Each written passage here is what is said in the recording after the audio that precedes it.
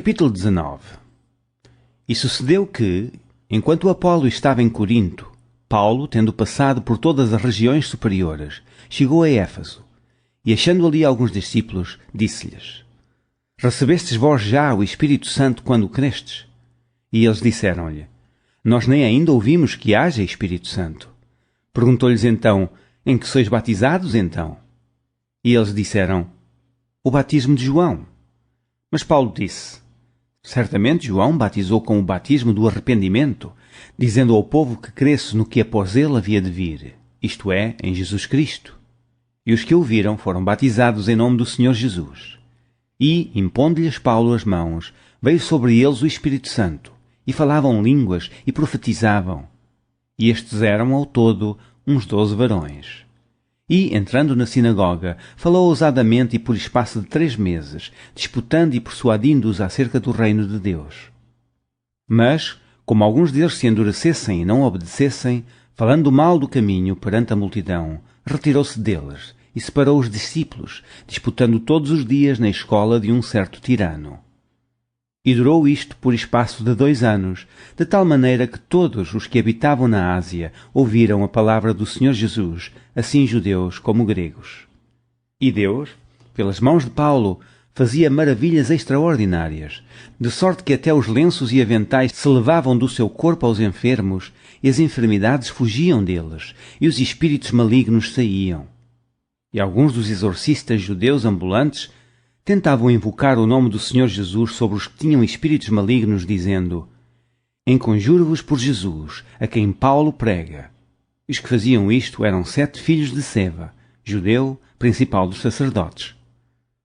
Respondendo, porém, o espírito maligno disse: Conheço a Jesus, e bem sei quem é Paulo, mas vós quem sois? E saltando neles o homem que tinha o espírito maligno, e assenhoreando-se de 2, pôde mais do que eles, de tal maneira que, nus e feridos, fugiram daquela casa. E foi isto notório a todos os que habitavam em Éfeso, tanto judeus como gregos, e caiu temor sobre todos eles, e o nome do Senhor Jesus era engrandecido. E muitos dos que tinham crido vinham, confessando e publicando os seus feitos. Também muitos dos que seguiam artes mágicas trouxeram os seus livros e os queimavam na presença de todos, e, feita a conta do seu preço, acharam que montava a 50.000 peças de prata. Assim a palavra do Senhor crescia poderosamente e prevalecia.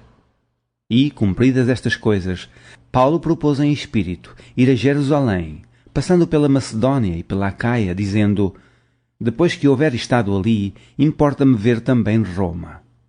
E, enviando à Macedónia 2 daqueles que o serviam, Timóteo e Erasto, ficou ele por algum tempo na Ásia. E naquele mesmo tempo houve um não pequeno alvoroço acerca do caminho, porque um certo ourives da prata, por nome Demétrio, que fazia de prata nichos de Diana, dava não pouco lucro aos artífices, aos quais, havendo-os ajuntado com os oficiais de obras semelhantes, disse: Varões, vós bem sabeis que deste ofício temos a nossa prosperidade. E bem vedes e ouvis que não só em Éfeso, mas até quase em toda a Ásia, este Paulo tem convencido e afastado uma grande multidão, dizendo que não são deuses os que se fazem com as mãos. E não somente há o perigo que a nossa profissão caia em descrédito, mas também de que o próprio templo da grande deusa Diana seja estimado em nada, vindo a majestade daquela que toda a Ásia e o mundo veneram a ser destruída. E ouvindo, encheram-se de ira e clamaram, dizendo: Grande é a Diana dos Efésios. E encheu-se de confusão toda a cidade, e unânimes correram ao teatro, arrebatando a Gaio e a Aristarco, macedónios, companheiros de Paulo na viagem. E, querendo Paulo apresentar-se ao povo, não lhe permitiram os discípulos.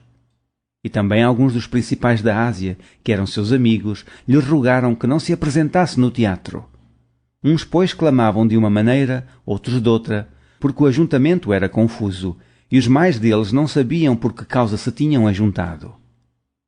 Então tiraram Alexandre de entre a multidão, impelindo os judeus para diante. E Alexandre, acenando com a mão, queria dar razão disto ao povo. Mas quando conheceram que era judeu, todos unanimemente levantaram a voz, clamando por espaço de quase 2 horas: Grande é a Diana dos Efésios! Então o escrivão da cidade, tendo apaziguado a multidão, disse: Varões Efésios, qual é o homem que não sabe que a cidade dos Efésios é a guardadora do templo da grande deusa Diana e da imagem que desceu de Júpiter? Ora, não podendo isto ser contraditado, convém que vos aplaqueis, nada façais temerariamente. Porque estes homens que aqui trouxestes nem são sacrílegos, nem blasfemam da vossa deusa. Mas, se Demétrio e os artífices que estão com ele têm alguma coisa contra alguém, há audiências e há procônsulas, que se acusem uns aos outros. E se alguma outra coisa demandais, averiguar-se-á em legítimo ajuntamento. Na verdade, até corremos perigo de que, por hoje, sejamos acusados de sedição, não havendo coisa alguma com que possamos justificar este concurso. E, tendo dito isto, despediu o ajuntamento.